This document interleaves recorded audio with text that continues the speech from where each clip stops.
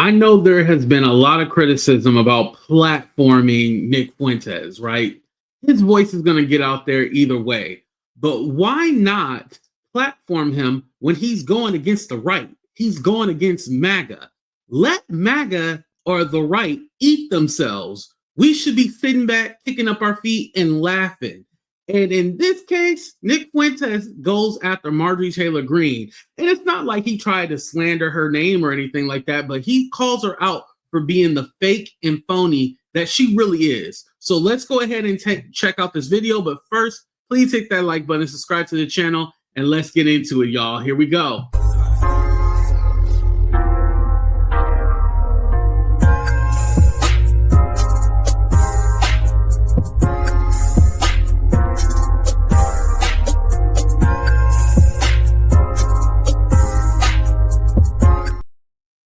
All right, you guys, here we go. Let's check it out. Now, as far as Marjorie Taylor Greene is concerned, here's my problem with her. Marjorie Greene started out MAGA. She was the MAGA congresswoman. She was the most vocal, the most radical. And what happened? Unfortunately, she typecast herself. When Marjorie Greene ran, I think in 2020? She was branded as like a MAGA mom on Facebook who was not polished. She was of the people. And sadly, she was typecast because she's, I'm for Trump. I'm for Trump. She got typecast as like a dumb hillbilly. That's how the liberal media portrayed her. SNL and the media portrayed her as like a dumb hillbilly Trump supporter. She believes in Jewish space lasers. She's crazy. That was the idea. She's like this. No, I still think she's a dumb hillbilly. My opinion hasn't changed about that at all, but keep going. I'll let you cook.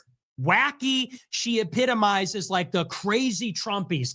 That's how the liberal media typecast her. Now, what happened? She lost opportunities. She lost her committee assignments in Congress. Going up against the leadership, she lost her committee assignments. It was her dream to pursue higher office. She wanted to be a senator. She wanted to be the governor. Maybe she wanted a cabinet post. And she realized that she hit a very low ceiling. So what did she do? In 2022, she sold out.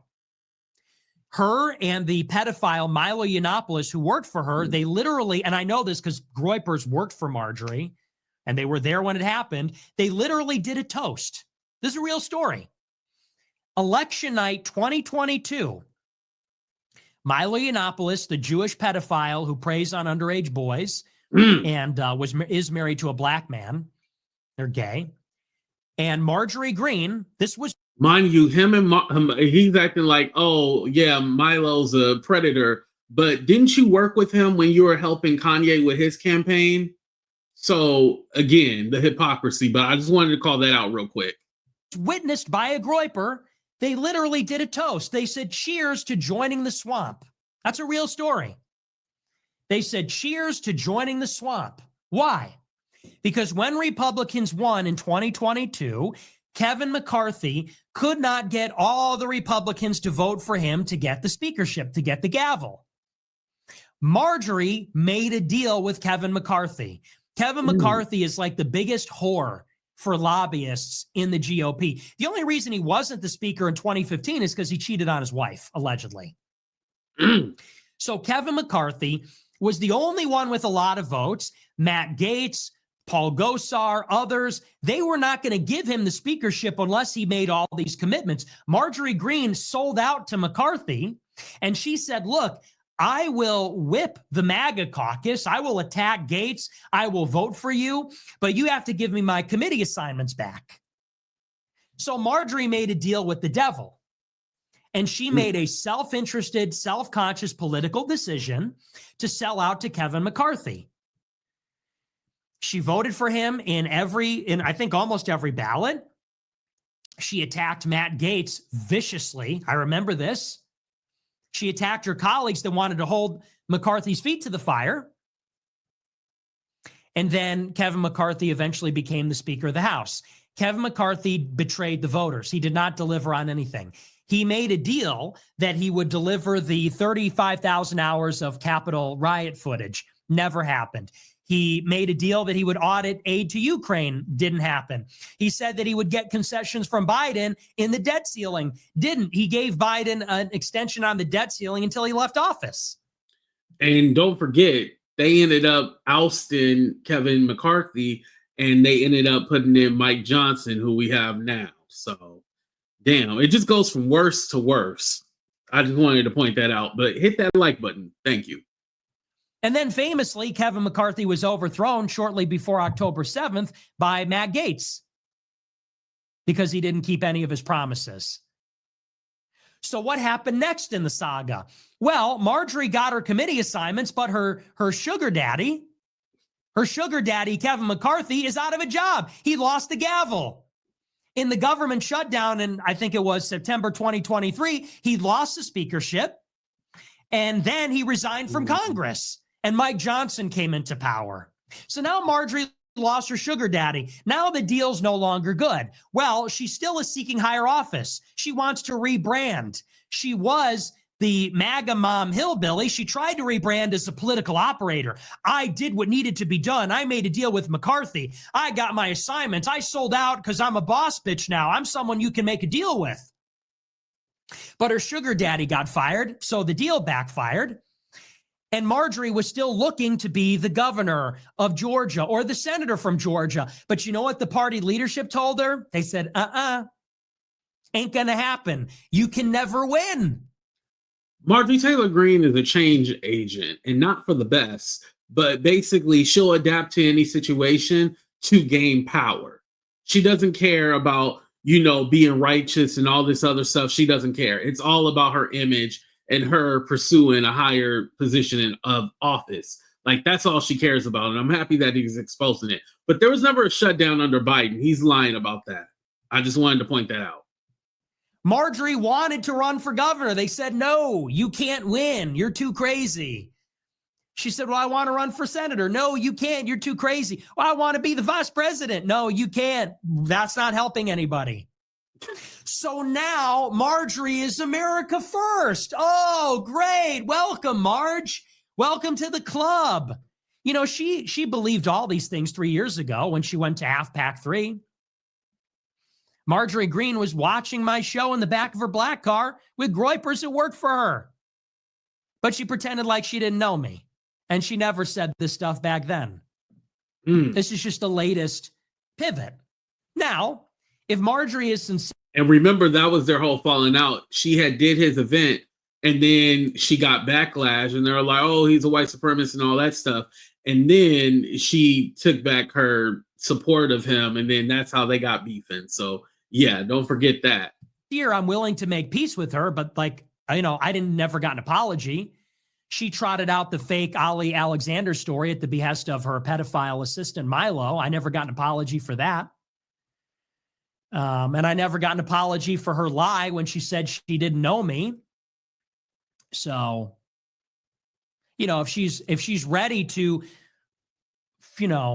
apologize for that, or she wants to forget about that, I suppose I'm willing to work together. But let's be very honest. The reason that Marjorie is now on the outside looking in of MAGA is because she is always chasing the ball. I want to be MAGA. No, now I want to sell out. Oh, that didn't work. Now I want to do this. Now, these people are never going to take us to the promised land. Marjorie Greene campaigned for Trump, supported Trump. Now she's on the outs. Now Trump is attacking her. Now Trump is backing a primary candidate. And now she goes, oh, well, it's because of Epstein. It's like, dude, so you were wrong. You've been wrong about everything. You sold out to Kevin McCarthy, and that was a terrible idea. That was super unpopular, and it didn't work. Then you supported Trump. You were complicit in this. You're wrong. Oh, now you're on the right side of history. Oh, okay. Got it.